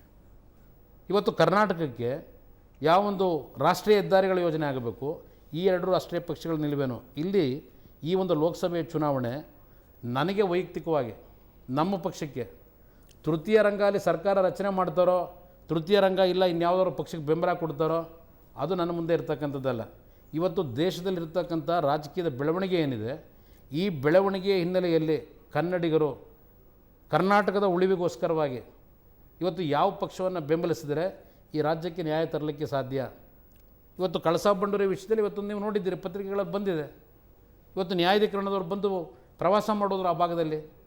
ಈಗ ಅವ್ರು ಹೇಳಿಕೆ ಕೊಟ್ಟು ಅವರು ತೀರ್ಮಾನಕ್ಕೆ ಬಂದಿದ್ದಾರೆ, ಆ ಭಾಗದ ಜಲರಾಶಿಗೆ, ಅರಣ್ಯ ಸಂಪತ್ತಿಗೆ ಇಲ್ಲಿ ಡ್ಯಾಮ್ ಕಟ್ಟೋದ್ರಿಂದ ಅನಾನುಕೂಲಗಳಾಗ್ತದೆ ಅಂತ ಹೇಳಿ. ಇವತ್ತು ಯಾರು ಧ್ವನಿ ಎತ್ತಲಿಕ್ಕೆ ಸಾಧ್ಯ? ಇವತ್ತು ಯಾವೊಂದು ಎತ್ತಿನ ಹೊಳೆ ಯೋಜನೆ ಏನೋ ಶಂಕುಸ್ಥಾಪನೆ ನಡೆಸಿ ನೆರವೇರಿಸಿದ್ದಾರೆ. ಇವತ್ತು ಅಲ್ಲಿ ಎಷ್ಟು ನೀರಿದೆ ಅಂತಕ್ಕಂಥದ್ದು ಸತ್ಯ ಇವತ್ತವರೆಗೂ ಅವ್ರ ಸರ್ಕಾರ ಹೇಳಲಿಲ್ಲ. ಇವತ್ತು ಮೇಕೆದಾಟು ನಂತರ ದೇವೇಗೌಡರು ಒಂದು ನಿರ್ಣಯ ಮಾಡಿದರು ಅವ್ರ ಅಧಿಕಾರದಲ್ಲಿದ್ದಾಗ, ಇಲ್ಲಿ ಒಂದು ಜಲಾಶಯವನ್ನು ನಿರ್ಮಾಣ ಮಾಡಿದ್ರೆ ಕನಿಷ್ಠ 50 TMC ನೀರನ್ನು ನಾವು ಉಪಯೋಗ ಮಾಡ್ಕೊಳ್ಳಿಕ್ಕೆ ಅವಕಾಶ ಇದೆ ಅಂತಕ್ಕಂಥದ್ದು ಸರ್ಕಾರದಲ್ಲಿ ಏನಿದೆ, ಈ 2 ರಾಷ್ಟ್ರೀಯ ಪಕ್ಷಗಳ ಕೈಯಲ್ಲಿ ಮಾಡಲಿಕ್ಕೆ ಸಾಧ್ಯವೇ? ಅದನ್ನು ಹೊಗೇನಿಕಲ್ ಫಾಲ್ಸ್ನ ಹತ್ತಿರ ಕೃಷ್ಣಗಿರಿಗೆ, ಧರ್ಮಪುರಿಗೆ ಕುಡಿಯೋ ನೀರಿನ ಯೋಜನೆ ಅಂತ ಹೇಳಿ ನಮ್ಮ ವಿರೋಧವನ್ನು ಲೆಕ್ಕಿಸದೆ ಕೇಂದ್ರ ಸರ್ಕಾರದಿಂದ ಅನುಮತಿ ಪಡೆದು ಕೇಂದ್ರ ಸರ್ಕಾರದಿಂದ 2,500 ಕೋಟಿ ಹಣವನ್ನು ತೆಗೆದುಕೊಂಡು ಅಲ್ಲಿ ಕಾರ್ಯಕ್ರಮ ರೂಪಿಸ್ತಾರೆ. ಎಕ್ಸಾಕ್ಟ್ಲಿ ಆ ಶಕ್ತಿ ಅಲ್ಲಿನ ಪ್ರಾದೇಶಿಕ ಪಕ್ಷಗಳಿಗಿದ್ದಾಗ ಕರ್ನಾಟಕದ ಪ್ರಾದೇಶಿಕ ಪಕ್ಷಕ್ಕೆ ಅಥವಾ ರಾಷ್ಟ್ರೀಯ ಪಕ್ಷಗಳಿಗೆ ಯಾಕೆ ಬರೋದಿಲ್ಲ? ಅದಕ್ಕೋಸ್ಕರಲೇ ಕರ್ನಾಟಕದ ಜನತೆ ಈ ಚುನಾವಣೆಯನ್ನು ಅತ್ಯಂತ ಗಂಭೀರವಾಗಿ ತೆಗೆದುಕೋಬೇಕು ಅನ್ನೋದನ್ನು ನಾವು ಇವತ್ತು ಹೇಳ್ತಾ ಇರತಕ್ಕಂಥದ್ದು. ಈ ಎರಡು ರಾಷ್ಟ್ರೀಯ ಪಕ್ಷಗಳು ಅಲ್ಲಿ ಕೇಂದ್ರದ ಅಧಿಕಾರಿಗೆ ಬರಬೇಕಷ್ಟೇ. ಇಲ್ಲಿಂದ ಆಯ್ಕೆ ಆಗ್ತಕ್ಕಂಥ ಕಾಂಗ್ರೆಸ್ಸು ಮತ್ತು BJPಯ ಲೋಕಸಭಾ ಸದಸ್ಯರಿಗೆ ಅಲ್ಲಿ ಧ್ವನಿ ಎತ್ತಲಿಕ್ಕೆ ಸಾಧ್ಯ ಆಗೋದಿಲ್ಲ. ಈಗಾಗಲೇ ಅದನ್ನು ನಿರೂಪಿಸ್ಕೊಂಡಿದ್ದಾರೆ ಅವರು. ಅಲ್ಲ, ಪ್ರಾದೇಶಿಕ ನಿರೂಪಿಸ್ಕೊಂಡಿದ್ದಾರೆ ಈಗಾಗಲೇ. ಈಗ ಆದರೆ ಶಶಿಧರ್ ಭಟ್ರು ಒಂದು ಬಹಳ ಕರ್ನಾಟಕದಿಂದ ಇಂಪಾರ್ಟೆಂಟ್ ವಿಚಾರ ಕೇಳಿದ್ರು. ನೀವು ಮತ್ತೆ ಕಿತ್ತಾಡಿಕೊಂಡು ಛಿದ್ರ ಆಗೋದಿಲ್ಲ ಅನ್ನೋದನ್ನ ನಮಗೆ ಯಾವ ರೀತಿ ನಂಬಿಕೆ ಕೊಡ್ತೀರಾ ನಮಗೆ ಅಂತಿಲ್ಲ. ಇಲ್ಲಿ ಪ್ರಶ್ನೆ ಇವತ್ತು ತೃತೀಯ ರಂಗದಿಂದ ಪ್ರಧಾನಮಂತ್ರಿ ಆಗ್ತಾರೋ, ಇಲ್ಲಿ ನಾನು ಇನ್ನೂ ಅದಕ್ಕಿಂತ ಮುಂಚೆ ಒಂದು ಉದಾಹರಣೆ ಕೊಡಲಿಕ್ಕೆ ಬಯಸ್ತೀನಿ. 1996 ದೇವೇಗೌಡರು ಪ್ರಧಾನಮಂತ್ರಿ ಆದಾಗ ಪ್ರಾದೇಶಿಕ ಪಕ್ಷಗಳೆಲ್ಲ ಅವರು ಕಾಲೆಳೆದಿದ್ದು. ಯಾವ ಕಾಂಗ್ರೆಸ್ ಪಕ್ಷ ಅವತ್ತು ಬೆಂಬಲ ಕೊಟ್ಟಿದ್ದರು, ಕಾಂಗ್ರೆಸ್ ಪಕ್ಷದ ನಾಯಕರು ಕಾಲೆಳೆದಂಥದ್ದು. ಯಾವ ತಪ್ಪಿಗೆ ಕಾಲೆಳೆದರು ದೇವೇಗೌಡರ ಅದು ಅಧಿಕಾರದಿಂದ ಇಳಿಸಿದ್ರು. ಅವತ್ತು ವಾಜಪೇಯಿ ಅವರು ಸ್ಲಿಪ್ ಕಳಿಸ್ತಾರೆ, ನಾನು ಅಲ್ಲಿದ್ದೇನೆ ಅವತ್ತು ಪಾರ್ಲಿಮೆಂಟ್ನಲ್ಲಿ, ನಿಮಗೆ ಬೇಲ್ಔಟ್ ಮಾಡ್ತೀವಿ, ನಿಮ್ಮನ್ನು ಮುಂದುವರಿಸ್ತೀವಿ ಅಂತ ಹೇಳಿ. ದೇವೇಗೌಡರು ಅಧಿಕಾರಕ್ಕೋಸ್ಕರವಾಗಿ ಯಾರನ್ನೂ ಅಂಗಾಲ ಹತ್ತಲಿಲ್ಲ. ಸ್ವಾಭಿಮಾನದಿಂದ ಕನ್ನಡಿಗರ ಗೌರವ ಉಳಿಸ್ಕೊಂಡು ಬಂದರು ಅವತ್ತು. ಆಯಿತು, ದೇವೇಗೌಡರನ್ನ ಇಳಿಸಿದ್ರು, ಗುಜರಾಲ್ ಅವ್ರನ್ನ ಪ್ರಧಾನಮಂತ್ರಿ ಮಾಡಿದ್ರು. ಗುಜರಾಲ್ ಅವ್ರನ್ನ ಪ್ರಧಾನಮಂತ್ರಿ ಮಾಡಿದ ಮೇಲೆ ಅವ್ರನ್ನ ಇಳಿಸ್ಬೇಕಾದ್ರೆ ಕಾರಣ ಏನು ಕೊಟ್ಟರು? ಬೆಂಬಲ ಕೊಟ್ಟಂಥ ಕಾಂಗ್ರೆಸ್ಸಿಗರು. ರಾಜೀವ್ ಗಾಂಧಿಯವರ ಹತ್ಯೆಯನ್ನು ಮಾಡಿದಂಥ ಒಂದು ಹಿನ್ನೆಲೆಯಲ್ಲಿ DMK ಅವರ ಪಾತ್ರ ಇದೆ ಪಕ್ಷದ್ದು. ಆ ಪಕ್ಷದ ಮಂತ್ರಿಗಳನ್ನು ನೀವು ತೆಗಿಬೇಕು, ತೆಗೆದೇ ಇದ್ದರೆ ನಾವು ಬೆಂಬಲ ವಾಪಸ್ ಪಡಿತೀವಿ ಅಂತೇಳಿ ರೀಸನ್ ಕೊಟ್ಟು ಅವತ್ತಿನ ಒಂದು ತೃತೀಯ ರಂಗದ ಯುನೈಟೆಡ್ ಫ್ರಂಟ್ನ ಗೌರ್ಮೆಂಟ್ನ ತೆಗೆದಿದ್ದು ಅಂಗಪಕ್ಷಗಳಲ್ಲ, ಇದೇ ಕಾಂಗ್ರೆಸ್ನ ಪಕ್ಷ. ಎಸ್ ಕುಮಾರಸ್ವಾಮಿ ಮತ್ತಷ್ಟು ಮಾತಾಡ್ತೀನಿ. ಅದೇ ಕಾಂಗ್ರೆಸ್ನ B ಟೀಮ್ ಈ ತೃತೀಯ ರಂಗ ಅನ್ನುವಂಥ ಮಾತನ್ನು BJP ಮತ್ತು BJPಯ ಪ್ರಧಾನಿ ಅಭ್ಯರ್ಥಿ ನರೇಂದ್ರ ಮೋದಿ ಹೇಳ್ತಾ ಇದ್ದಾರೆ. ಹಾಗ ತೃತೀಯ ರಂಗದ ಪಕ್ಷಗಳಿಗೆ ತಮ್ಮ ಸ್ವಂತ ಶಕ್ತಿ ಮೇಲೆ ಅಧಿಕಾರ ನಡೆಸಲಿಕ್ಕೆ ಸಾಧ್ಯನಾ? ಯಾಕಂದ್ರೆ ದೇವೇಗೌಡರು ಪ್ರಧಾನಿ ಆಗಿದ್ದು ಕೂಡ ಕಾಂಗ್ರೆಸ್ ಬಂದಿದ್ದಾರೆ, ಗುಜರಾಲ್ ಆಗಿದ್ದು ಕಾಂಗ್ರೆಸ್ ಬೆಂಬಲದಿಂದರೆ, ಚಂದ್ರಶೇಖರ್ ಆಗಿದ್ದು ಕೂಡ ಕಾಂಗ್ರೆಸ್ ಬೆಂಬಲದಿಂದರೆ. ಈಗಲೂ ಕೂಡ ಅಂಥದ್ದೊಂದು ಕನಸು ಕುಮಾರಸ್ವಾಮಿ ಇಟ್ಕೊಂಡಿದ್ರೆ ಅದು ಯಾರ ಬೆಂಬಲದಿಂದ ತೃತೀಯ ರಂಗ ಅಧಿಕಾರಕ್ಕೆ ಬರುತ್ತೆ ಅನ್ನೋಂಥ ದೊಡ್ಡ ಪ್ರಶ್ನೆ ಇದೆ. ಆ ಪ್ರಶ್ನೆ ಬಗ್ಗೆ ಚರ್ಚೆ ಮಾಡ್ತೀನಿ. ಅದಕ್ಕಿಂತ ಮೊದಲು